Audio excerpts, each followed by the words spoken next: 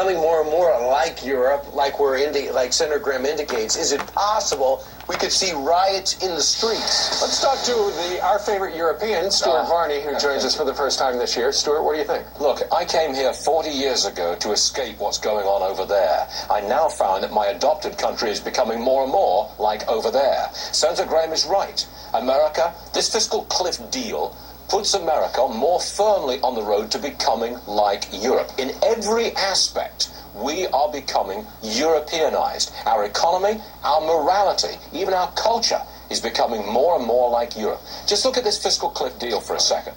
There's no control of spending, just like Europe. Tax the rich, just like Europe. Bigger role for government, just like Europe. Cradle-to-grave social services preserved and maintained and enhanced, just like But not paid for. But not paid for. Ever more debt. Even the president's own plan suggests that this fiscal cliff deal will add $4 trillion to our total debt. That's just piling it up and piling it up. We cannot pay it. At some point, the crunch comes, just like it happened already in Europe. Okay. So much there. If you guys are watching, you see me writing along here. Okay. So, start from the top.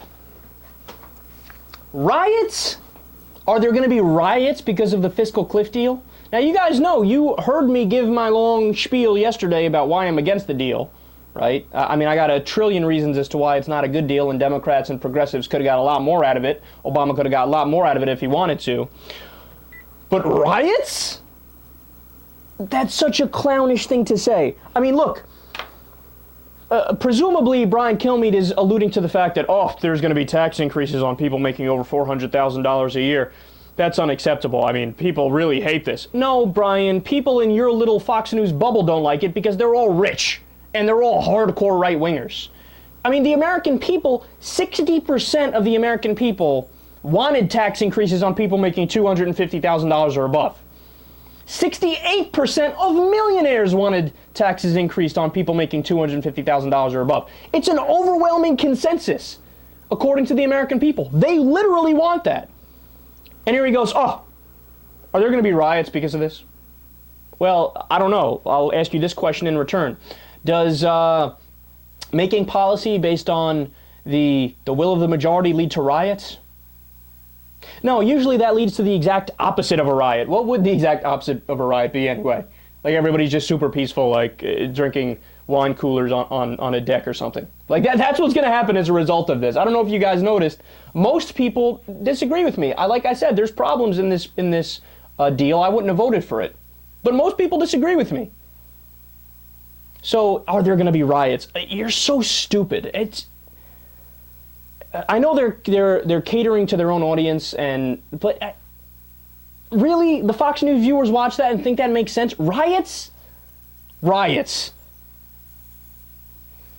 And then, of course, Europe, we're turning more like Europe. First of all, why is the automatic assumption that that's a bad thing? They jump right to, can't have it. Why would we want to copy Europe? I don't know if you guys know this. There are a lot of places in Europe that are super industrialized, super modern, and in a lot of ways, I know, ready? Everybody brace yourselves. We can learn a lot from them.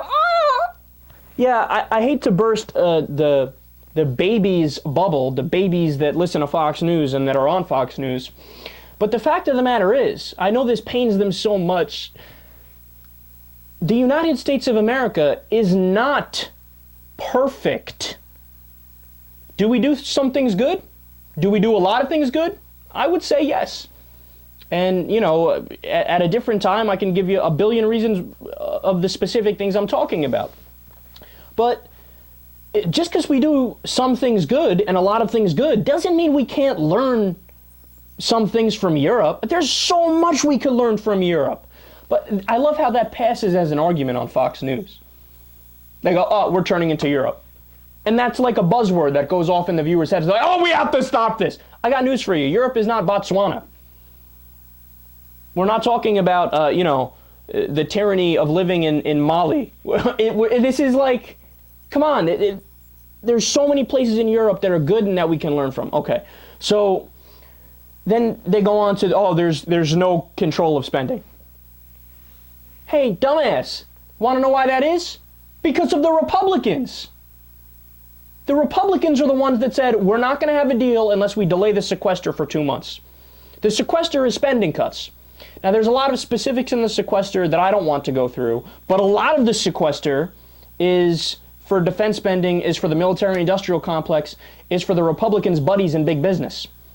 So they want to have big government all day, and they want to spend all day, even with all the deficits and the debt, as long as it's for their rich friends, as long as it's for the establishment and the status quo and the people that give them their campaign contributions. They're for big spending all day. By the way, there were no reports of the Democrats saying, you know what, we should delay the sequester. It was the Republicans who said, we should delay the sequester. And again, the sequester is spending cuts. So the Democrats were in favor of the spending cuts. The Republicans said no. Unbelievable that these guys don't know these basic facts. And then they start talking about entitlements. They go, oh yeah, and they weren't paid for. Okay, let me explain something to those of you who don't know about entitlements. There's a reason why it's called entitlements. Because you're entitled to it.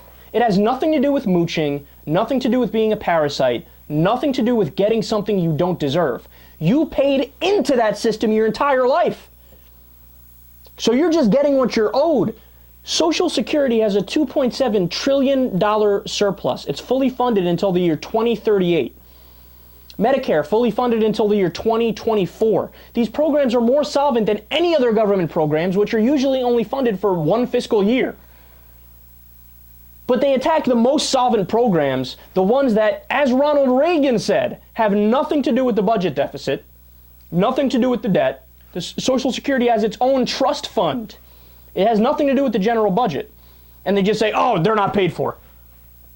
But that's just completely counter to the facts. You just simply have no idea what you're talking about.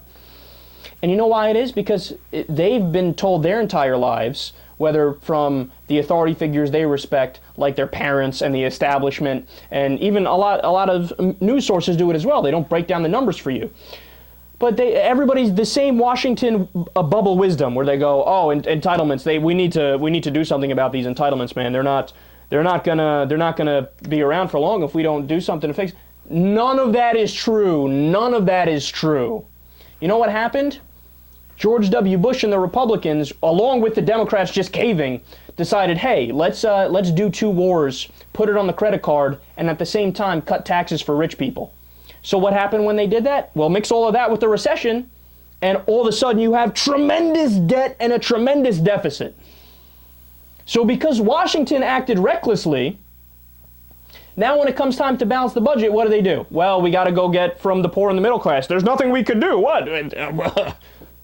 Hey, you know, just because we fucked it all up and it's all our fault, and it's got nothing to do with some dude making $50,000 in the middle of Nebraska or some dude making $72,000 in the middle of North Carolina, well, they're going to have to pay for all this. Man, to say our politicians are corrupt, and to say Fox News is corrupt, and to say that the whole system is broken and rotting is a complete understatement. And people like Kilmeade and Ducey and Varney have no idea what they're talking about. They are paid political hacks.